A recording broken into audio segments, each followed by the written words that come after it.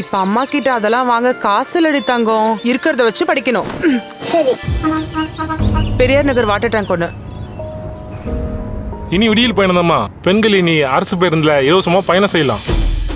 இனிமே டிக்கெட் செலவு இல்லங்க, டிக்கெட் காசு இப்ப என் குழந்தைக்கு டேபிள் ஆச்சு. முதல்வர் ஸ்டாலின் அண்ணாவோட விடியல் பயண திட்டத்தால நான் மட்டும் இல்லங்க, ஒரு நாளைக்கு சராசரியா 50 லட்சம் பெண்கள் பயனடைறாங்க. இந்தியாவை காக்க ஸ்டாலின் அழைக்கிறேன். இந்தியாவுடைய பிரதமராக இருக்கக்கூடிய மோடி என்று சொல்லக்கூடிய நபருக்கு அதானி என்று சொல்லக்கூடிய உலகின் பெரும் பணக்காரன் யார்? சில செய்திகள் எல்லாம் நம்ம கேட்டிருக்கிறோம். ஆனால் நம்ம எல்லாம் தூக்கி வாரி போடக்கூடிய மிக முக்கியமான ஒரு அதிர்ச்சி கலந்த தகவலை சிறைக்கு செல்வதற்கு சில நாட்களுக்கு முன்பு அரவிந்த் கெஜ்ரிவால் மக்களோடு சொல்லியிருக்கிறார்.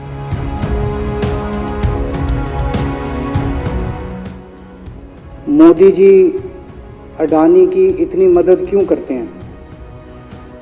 मैंने कहा दोस्त हैं दोनों इसीलिए करते हैं। कहते बस इसलिए।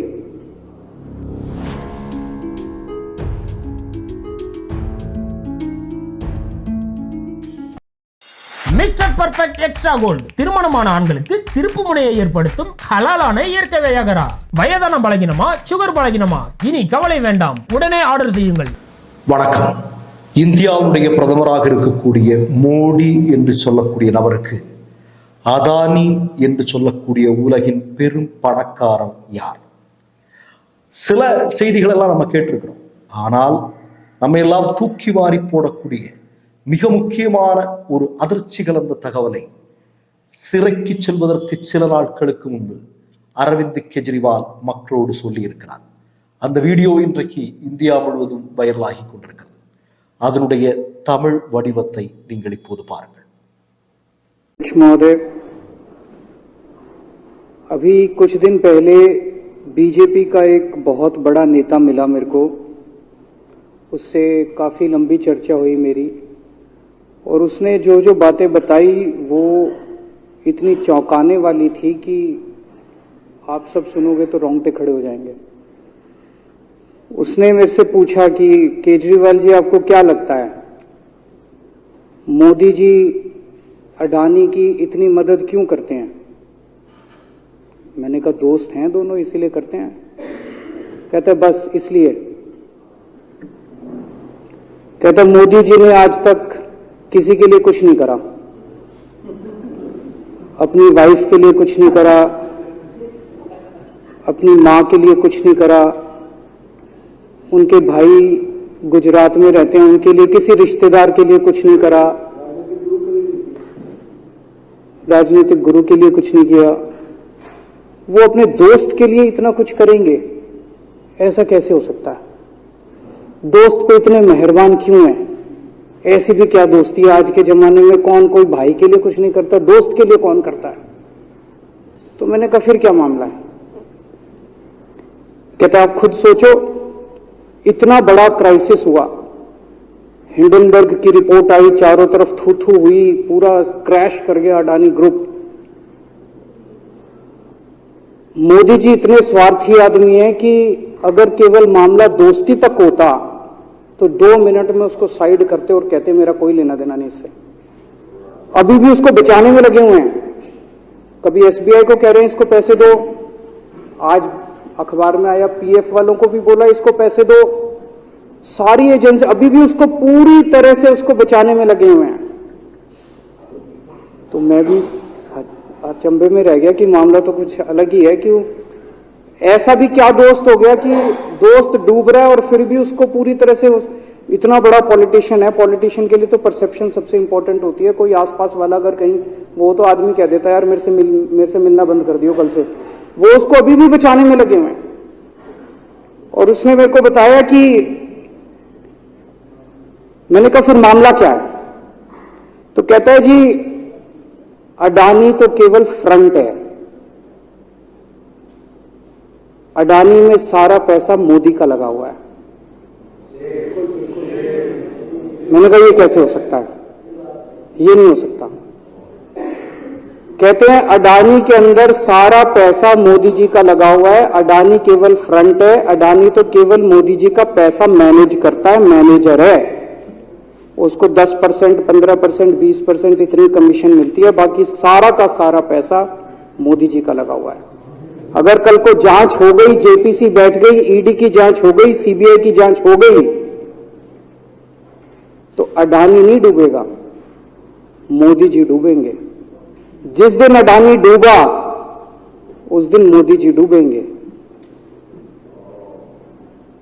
मैंने कहा यार उनको पैसे की क्या जरूरत है, प्रधानमंत्री जी को, मोदी जी को, उनके ना आगे कोई ना पीछे कोई, उनको क्या पैसे की जरूरत है? तो कहता है सर पैसे की हवस होती है, लत होती है।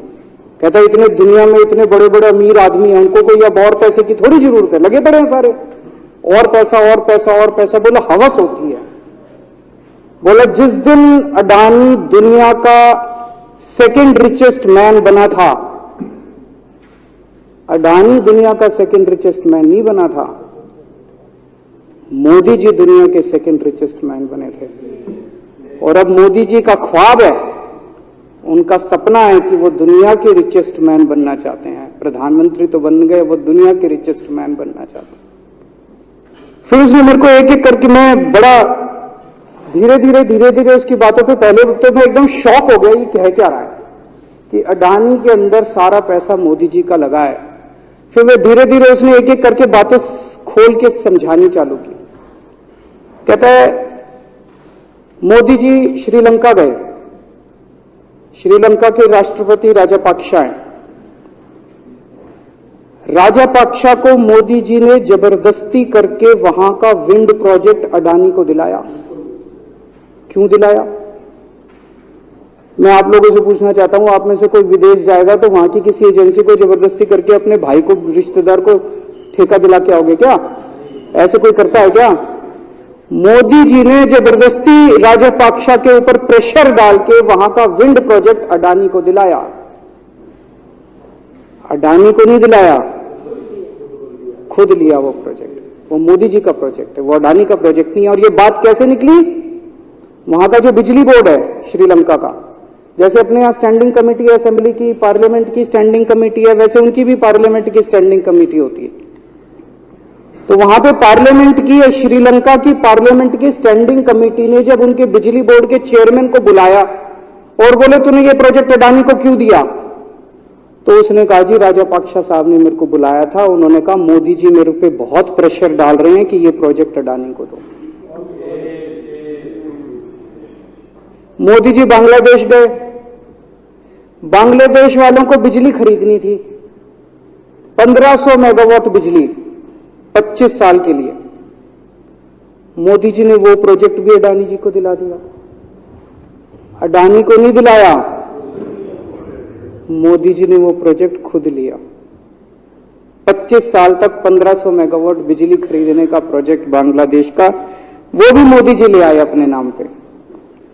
इजराइल गए, इजराइल के साथ भारत ने कई सारे रक्षा सौदे किए, रक्षा सौदे, वो सारे के सारे रक्षा सौदे अडानी को दे दिए।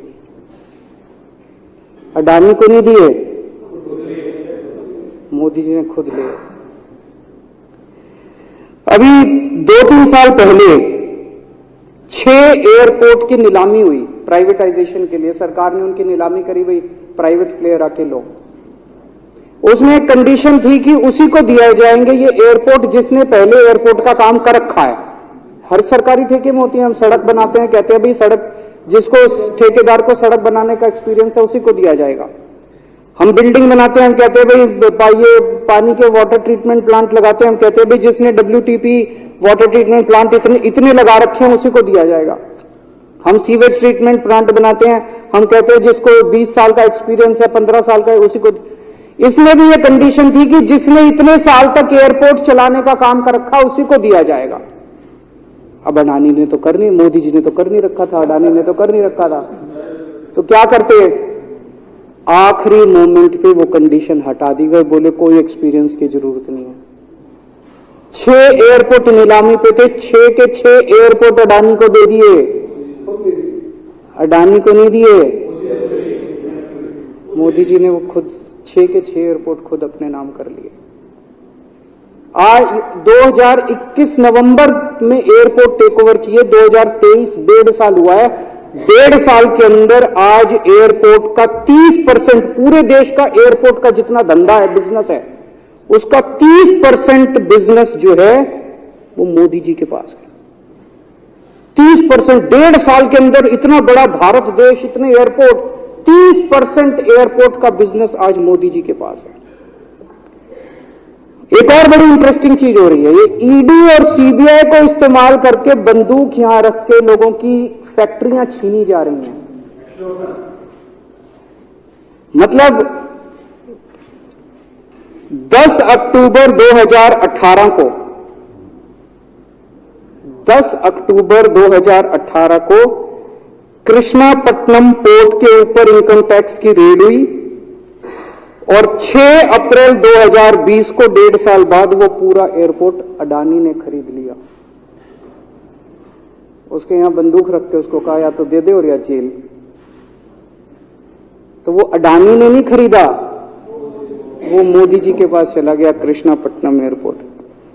10 दिसंबर 2020 को एसीसी और अंबुजा सीमेंट पे रेड हुई और 2 साल बाद 16 अक्टूबर 2022 को दोनों सीमेंट प्लांट मोदी जी के पास चले गए।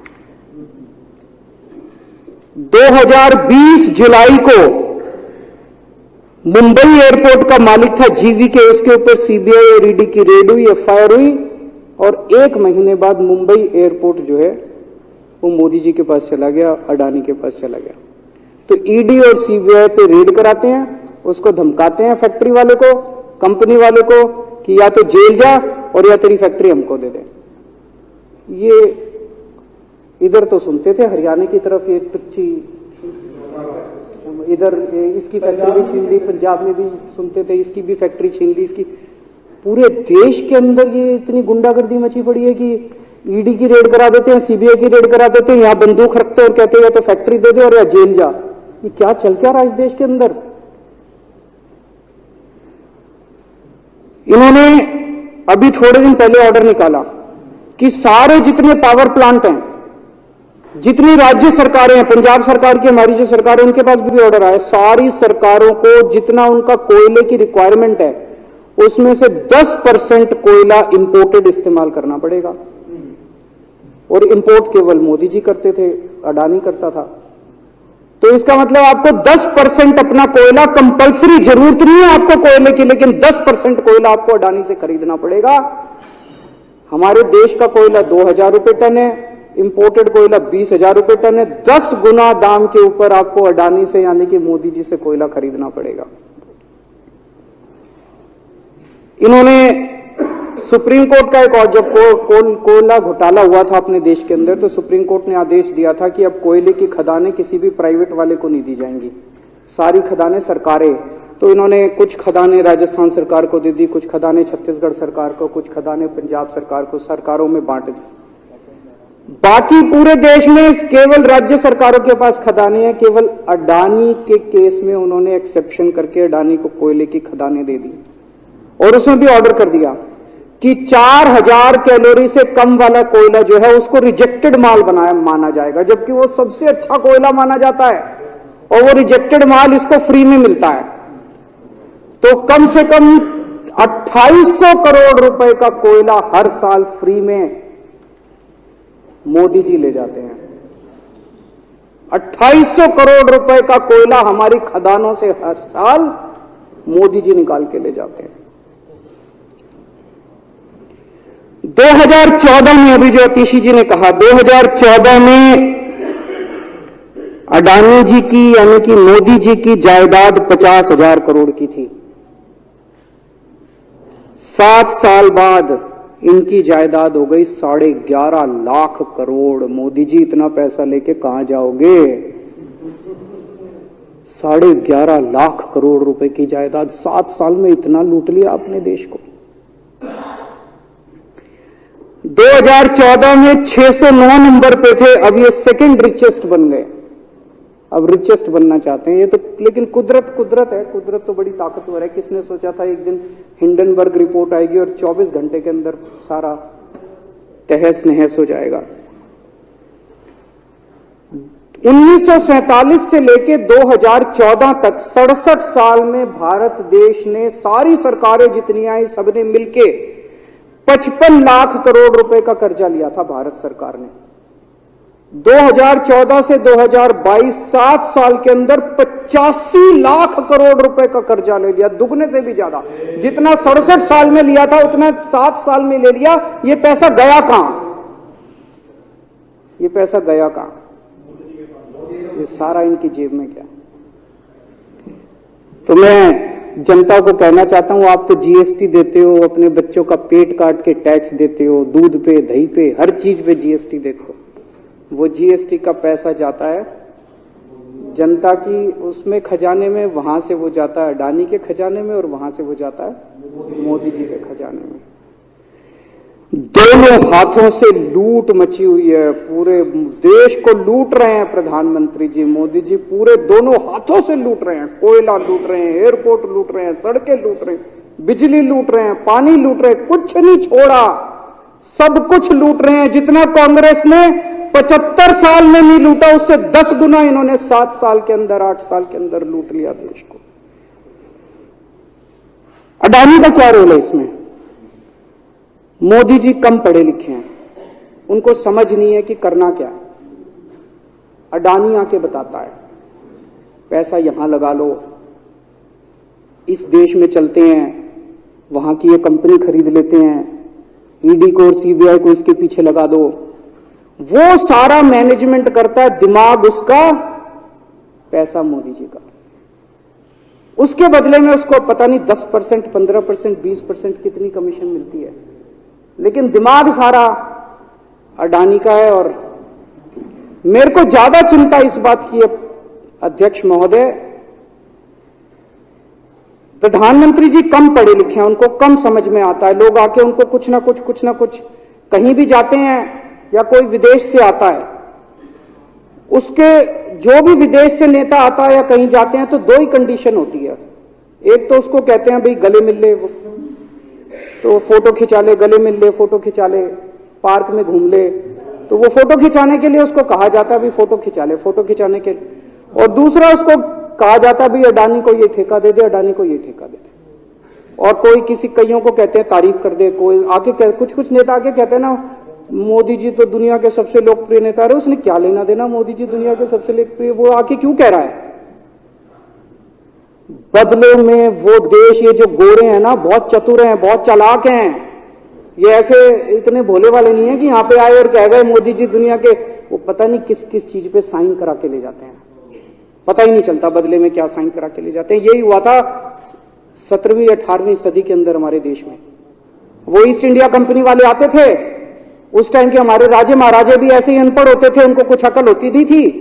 उनके राज्य, उनके दरबार में आते थे, उनकी तारीफ करते थे, खूब तारीफ करते थे, और पता नहीं किस किस चीज पे साइन करा के ले गए। 100 साल के अंदर पूरा देश अंग्रेजों ने कब्जा कर लिया।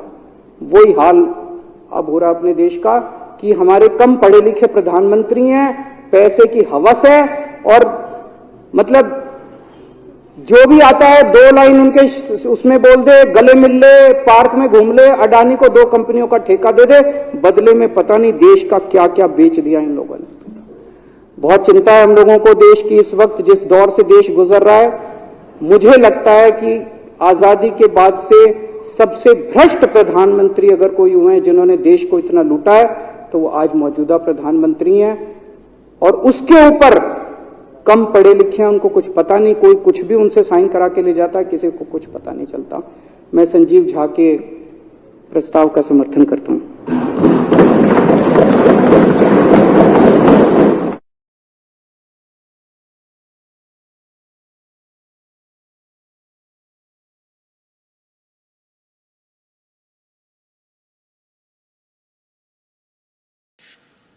மற்றொரு நிகழ்வில் சந்திப்போம். நன்றி, வணக்கம். மை நேம் இஸ் ரெட் சேனலை சப்ஸ்கிரைப் பண்ணிக்கோங்க. அதுக்கப்புறமா பக்கத்தில் இருக்கிற ஜாயின் பட்டனை கிளிக் பண்ணீங்கன்னா ஒரு நியூ பேஜ் ஒன்று ஓப்பன் ஆகும். அதுலயும் ஜாயின் பட்டனே கிளிக் பண்ணிக்கோங்க. அதுல பாத்தீங்கன்னா credit R debit card options இருக்கு. இதுல உங்களுக்கு விசா, மாஸ்டர் கார்டு, ரிப்பே அப்படின்னு 3 ஆப்ஷன்ஸ் கொடுத்துருக்காங்க. அதுல நீங்க எந்த கார்டு சூஸ் பண்றீங்களோ அந்த கார்டோட நம்பர் என்டர் பண்ணிக்கோங்க. அப்புறமா கார்டோட வேலிடிட்டி மந்த் அண்ட் இயரை டைப் பண்ணிக்கோங்க. அடுத்தபடியா உங்க கார்டோட பின்னால சிவிசி கோடுன்னு சொல்லிட்டு 3 நம்பர்ஸ் கொடுத்துருப்பாங்க. அந்த நம்பர் இதுல என்டர் பண்ணிக்கோங்க. அப்புறமா அட்ரஸ் அண்ட் இன்ஃபர்மேஷன் என்டர் பண்ணிட்டு பைங்கிற பட்டனை கிளிக் பண்ணிக்கோங்க. ஒருவேளை உங்க கார்டு நம்பர் இன்வாலிட்னு காமிச்சிச்சுன்னா உங்க கார்டுல இன்டர்நேஷனல் யூசேஜை எனேபிள் பண்ணுங்க.